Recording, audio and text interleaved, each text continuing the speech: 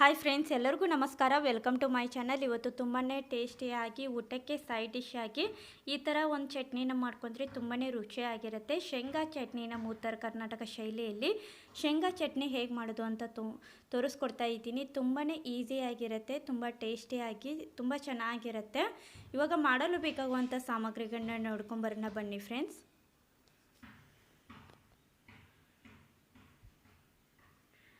ಇದಿಷ್ಟು ನಾನು ಒಂದು ಬಟ್ಲದಷ್ಟು ಶೇಂಗಾ ಕಾಳು ತೊಗೊಂಡಿದ್ದೀನಿ. ಶೇಂಗಾ ಕಾಳಿಗೆ ಕಡಲೆ ಬೀಜ ಅಂತ ಕೂಡ ಕರಿತೀವಿ ಅಥವಾ ಪೀನಟ್ ಅಂತ ಕರಿತೀವಿ.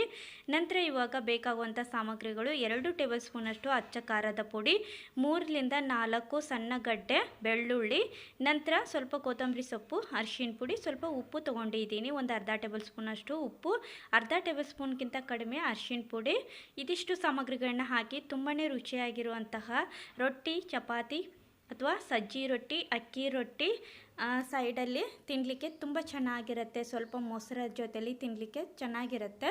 ನಂತರ ಇವಾಗ ತೆವೆಯನ್ನು ಮೊದಲೇ ಕಾಯ್ಲಿಕ್ಕೆ ಇಟ್ಕೊಂಡಿದ್ದೆ. ಸ್ವಲ್ಪ ಬಿಸಿ ಆದಮೇಲೆ ಕಡಲೆ ಬೀಜನ ಸಣ್ಣ ಉರಿ ಇಟ್ಕೊಂಡು ಸ್ವಲ್ಪ ಕೆಂಪಗಾಗಬೇಕು ಅಲ್ಲಿವರೆಗೂ ಹುರಿದ್ಕೊಳ್ಬೇಕು. ಗ್ಯಾಸು ಸ್ವಲ್ಪ ಮೀಡಿಯಮ್ದಲ್ಲಿ ಅಂದರೆ ಸಣ್ಣ ಉರಿ ಇಟ್ಕೊಂಡು ಹುರಿದ್ಕೊಳ್ಳಿ. ನೋಡಿ, ಈ ಥರ ಸಿಪ್ಪೆ ಎಲ್ಲ ತೆಗಿಲಿಕ್ಕೆ ಬರಬೇಕು. ಅಂದರೆ ನೋಡಿ, ಈ ಥರ ಸಿಪ್ಪೆ ಸಮೇತನೇ ಬಂದರೆ ತುಂಬ ಚೆನ್ನಾಗಿರುತ್ತೆ. ನೋಡಿ, ಅಂದರೆ ಸಣ್ಣ ಉರಿ ಇಟ್ಕೊಂಡು ನಾವು ಹುರ್ಕೊಂಡ್ರೆ ಬೇಗ ಬರುತ್ತೆ. ನೋಡಿ, ಈ ಥರ ಇನ್ನೊಂದು ಸ್ವಲ್ಪ ಕೆಂಪಗಾಗಬೇಕು. ನೋಡಿ, ಇದಿಷ್ಟು ಕೆಂಪಗಾಗಿದೆ. ನೋಡಿ ಫ್ರೆಂಡ್ಸ್, ಇದಿಷ್ಟು ಕೆಂಪಗಾಗಿ ಹುರ್ಕೊಂಡಾದ್ಮೇಲೆ ಇವಾಗ ಒಂದು ಪ್ಲೇಟ್ ಒಳಗೆ ಹಾಕ್ತಾ ಇದ್ದೀನಿ.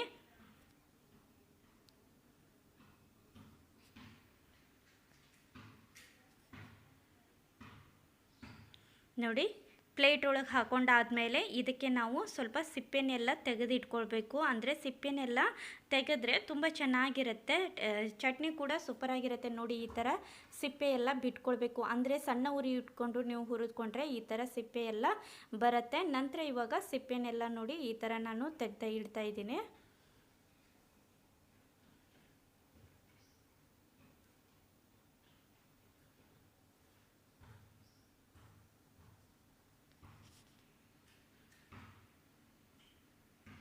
ನೋಡಿ, ಈ ಥರ ಮೇಲೆ ಎಲ್ಲ ಸಿಪ್ಪೆ ಎಲ್ಲ ಬರುತ್ತೆ.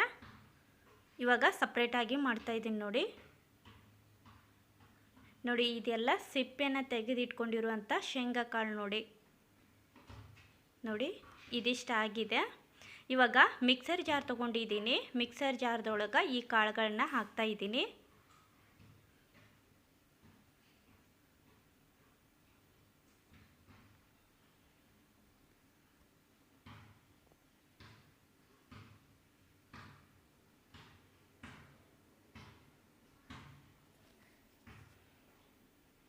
ನೋಡಿ, ಇದಿಷ್ಟು ಹಾಕೊಂಡಾದ್ಮೇಲೆ ಖಾರದ ಪುಡಿ, ಅರಿಶಿನ ಪುಡಿ, ಉಪ್ಪು, ಸ್ವಲ್ಪ ಕೊತ್ತಂಬರಿ ಸೊಪ್ಪು ಇದಿಷ್ಟನ್ನು ಹಾಕ್ಕೊಂಡು ಕ್ಲೋಸ್ ಮಾಡಿ ಸಣ್ಣದಾಗಿ ಇದನ್ನು ಸ್ವಲ್ಪ ಪೌಡ್ರ್ ಗತೆ ಮಾಡ್ಕೊಳ್ಳಿ. ನೋಡಿ, ಇದಿಷ್ಟು ಹಾಕ್ತಾ ಇದ್ದೀನಿ. ಬೆಳ್ಳುಳ್ಳಿ, ಹಾಗೆ ಕೊತ್ತಂಬರಿ ಸೊಪ್ಪು, ಅರಿಶಿನ ಪುಡಿ, ಖಾರದ ಪುಡಿ, ಸ್ವಲ್ಪ ಉಪ್ಪು.